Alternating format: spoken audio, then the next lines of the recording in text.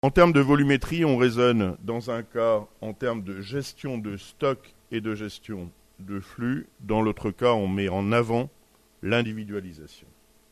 Et enfin, la dynamique du discours est d'un côté descendante, on est dans une logique programmatique, et de l'autre côté, elle est ascendante, latérale, et on est dans une logique projectale. Je reviens rapidement sur la signification de ces items.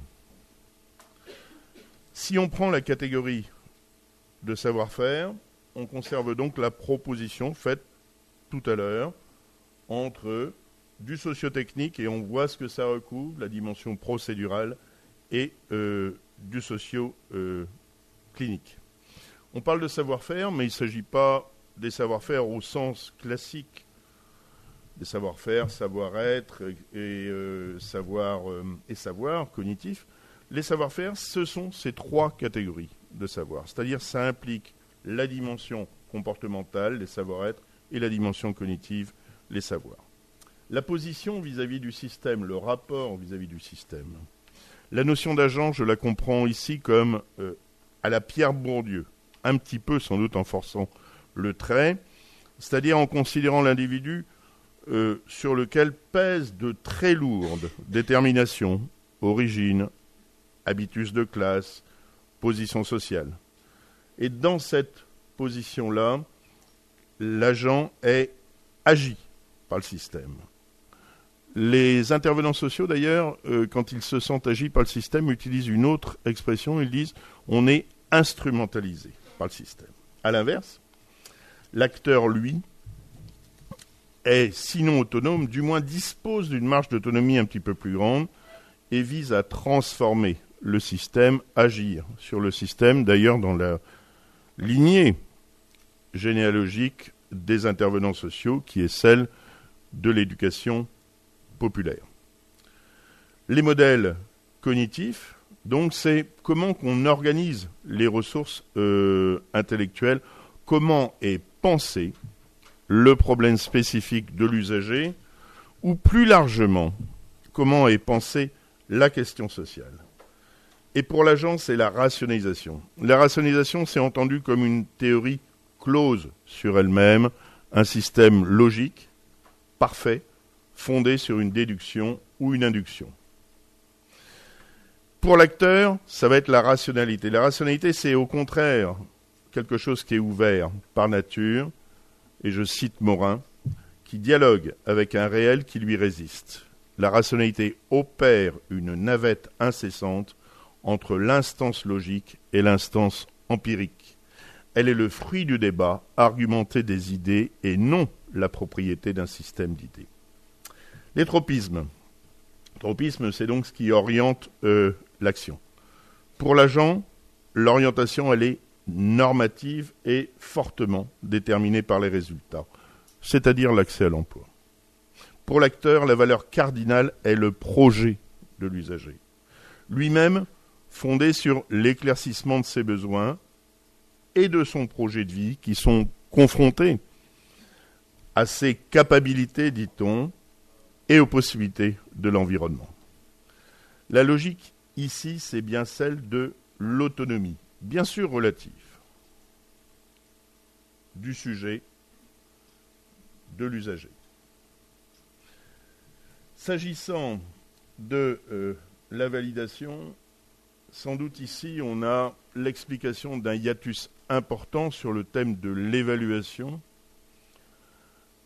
La validation, elle se fait sur les résultats pour l'agent, c'est-à-dire tout ce qui compte, c'est ce qui sort de la boîte noire accompagnement socio-professionnel.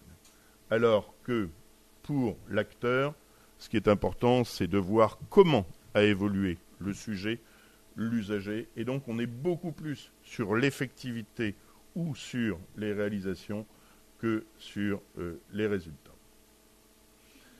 Axe de professionnalisation. Je crois qu'il faut entendre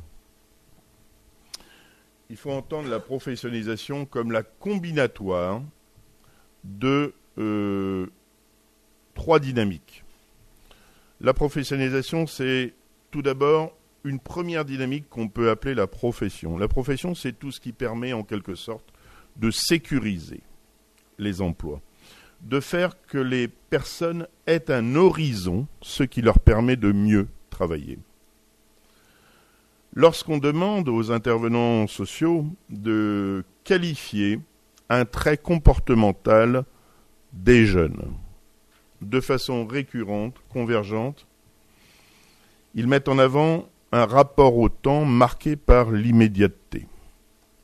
C'est tout de suite. Lorsqu'on a dit ça, d'abord on a raison, parce que ce sont des intervenants sociaux qui connaissent les jeunes, c'est eux qui sont le mieux à même d'en parler, mais je crois qu'on a fait la moitié du chemin.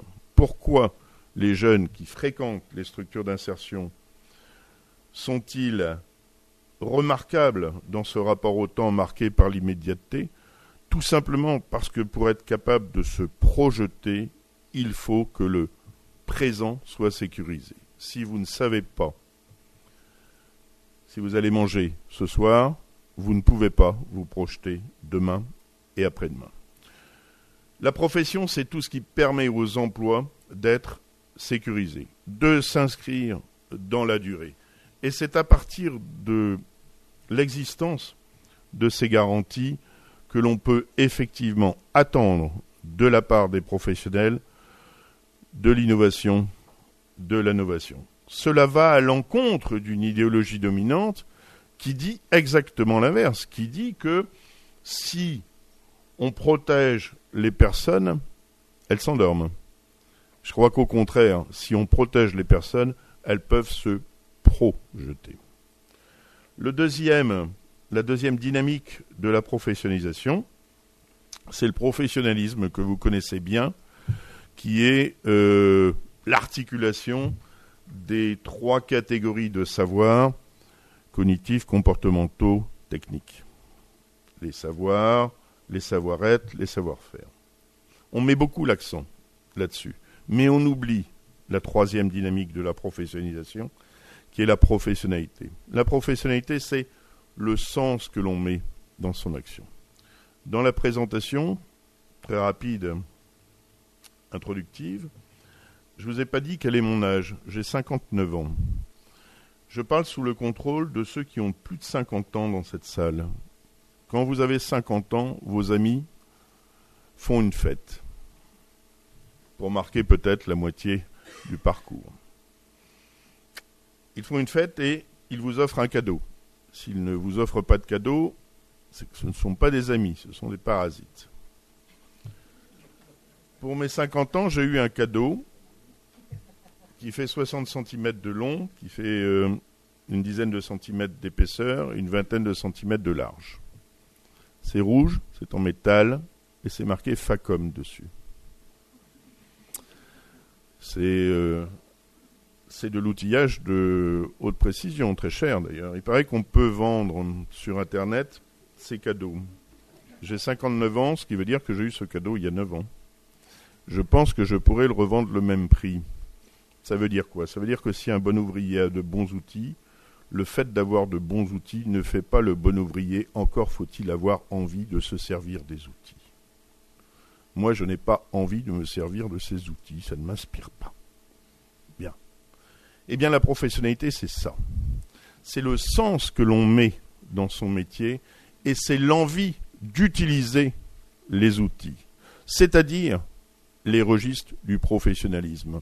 Sans professionnalité, les efforts et les investissements, y compris financiers au titre de la formation, réalisés dans le domaine de l'acquisition de compétences cognitives, instrumentales, etc., sont des efforts faits en pure perte. Dans le modèle socio-clinique, c'est évidemment la professionnalité, les valeurs, le sens de l'action, une dimension vocationnelle laïque qui compte pour les acteurs. Nul besoin d'épiloguer sur les cibles, sur cette logique classificatoire que l'on trouve chez les agents. Est-il besoin de préciser que le focus, on est d'un côté sur une approche sectorielle, c'est-à-dire l'emploi et exclusivement l'emploi, alors que, bien évidemment, l'acteur ne peut dissocier les différentes composantes qui permettent de construire l'individu. Et enfin, thème fort, le rapport à l'usager pour l'acteur implique nécessairement une individualisation dite de l'offre de service, ce qui ne préoccupe pas l'agent qui répond à une commande programmatique. Le programme, c'est quelque chose qui est descendant, qui ne bouge pas, qui est stable. Le projet, c'est quelque chose qui est ascendant, qui est plastique, qui inclut l'imprévisible et l'aléatoire. Edgar Morin dit que l'aléatoire est une chance à saisir. Cet aléatoire fait partie de la pensée complexe et de la pensée dans le champ du social. Nous sommes aujourd'hui confrontés à un raisonnement disjonctif qui appartient au registre de la complication alors que nous agissons dans le registre de la complexité. Dans le registre de la complication, A sur B donne C. Dans le registre de la complexité, A sur B donne C', et ce prime est, à minima, la garantie de liberté de l'individu. Mais quel est aujourd'hui l'intervenant social qui est en mesure de dire, placé dans une situation avec un usager, si je dis cela, j'aurai nécessairement, obligatoirement, de façon causale, ce résultat. C'est totalement absurde. Ce qui d'ailleurs nous renvoie à une autre absurdité qui est l'obligation de résultat. Qu'il y ait une obligation de résultat dans le champ de l'intervention sociale est quelque chose qui appartient à un registre de la mystification. Pour une raison très simple, s'agissant de l'insertion socio-professionnelle des jeunes. Quelles que soient les qualités des intervenants sociaux, quelle que soit la grâce des conseillères de mission locale, même en se mettant un diamant dans le nombril et en allant faire la danse du ventre devant les entreprises, ce ne sont pas elles qui embauchent, ce sont les chefs d'entreprise. C'est une première variable exogène forte. La deuxième variable exogène forte, c'est que, in fine, c'est l'usager qui décide d'aller ou non travailler. Tout ceci pour dire que l'obligation de résultat participe d'une représentation d'un système de pensée beaucoup plus idéologique que fondé sur l'observation des faits, et que par contre, la culture du résultat me semble être une obligation déontologique dans l'intervention sociale. Mais elle ne me semble pas poser problème aujourd'hui dans le secteur de l'insertion. Voilà 30 ans que je fréquente des acteurs de l'insertion. Je n'ai jamais rencontré un acteur de l'insertion qui me dise je suis content de ne servir à rien. La culture du résultat est présente chez tous les acteurs. Je pense que par contre, l'obligation de résultat pollue, obère, gangrène